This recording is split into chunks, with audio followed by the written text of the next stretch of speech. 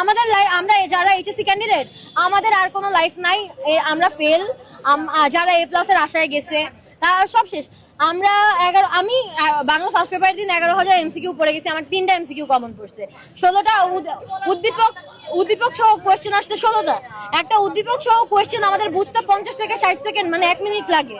তো 16টা বুঝে উঠতে আমাদের যদি 16 মিনিট লাগে আমরা কি পরীক্ষা দিব? আমাদের একটা কিছু কমন পড়ছে। আমরা তো এমন না যে আমরা এত ভালো স্টুডেন্ট হয়ে গেছি বা আমরা হচ্ছে সব বুঝতে সব জানতা যে আমাদের উপরে সবকিছু অ্যাপ্লাই করা হইতেছে। আমরা শেষ, আমাদের নেক্সট জেনারেশনের কি হবে? আমাদের দেশে আমাদের এডুকেশন, উনি যে একজন শিক্ষামন্ত্রী আমি এটা বুঝি না, উনি এত এডুকেশন করতেছে, আমাদের এডুকেশনটা কোথায়? আমাদের এডুকেশনটা এই জায়গায় যে আমরা আসলে জানি না, ক্লাস 8 পর্যন্ত আমরা জানি না সায়েন্স আর্টস কমার্স কি, সায়েন্স আর্টস কমার্স নিয়ে কি হয়। মানে ক্লাস 8 এর পরে গিয়ে আমরা জানতে পারি সায়েন্স আর্টস কমার্স বলেও কিছু একটা আছে। একটা মানুষ আমরা ছোটবেলা থেকে পড়েই আসিনি এই ব্যাপারটা নিয়ে, ক্যাটাগরি নিয়ে আমাদেরকে ভাগ করে দেওয়া হয়। আমার কথা হচ্ছে যে আমি ছবি আঁকতে পছন্দ করি, আমার পড়ালেখা কেন ছবি আঁকা নিয়ে হবে না? আমি গান গেতে পছন্দ করি, আমার পড়ালেখার সেকশন কেন ওটা নিয়ে হবে না?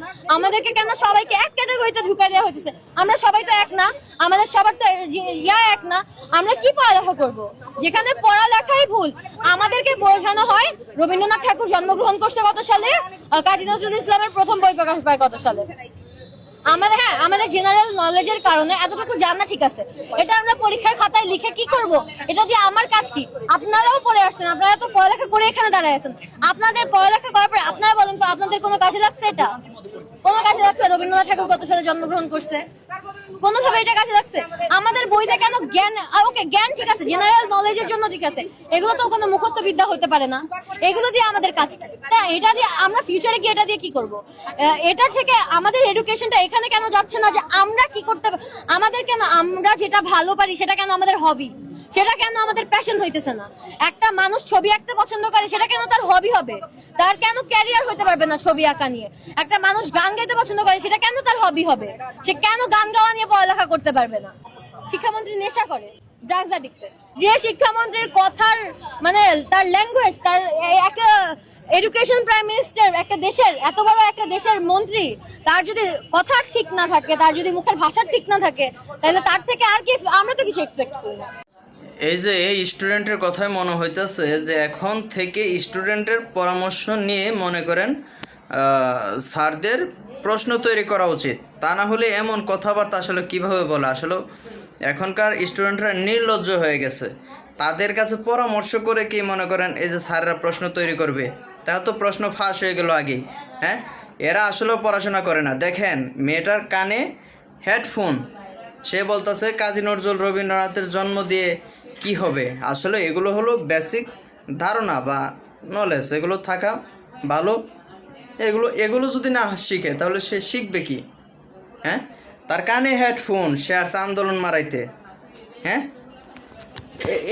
এই সমস্ত আন্দোলনকারীদের মানে রাস্তায় জায়গা দেওয়ার আগে এদেরকে একদম একেবারে টেংরি ভাঙতে হবে। টেংরি ভাঙ্গা মনে করেন হসপিটালে পাঠাইতে হবে।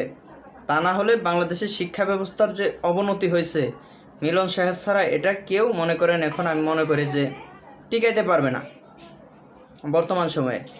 কারণ এই মেয়ে কানে হেডফোন দিয়ে হেরা, গান বাজায় হেরা, পড়াশোনার 12টা বাজায় হেরা, তারপর মনে করেন আইসে আন্দোলন মারাইতে।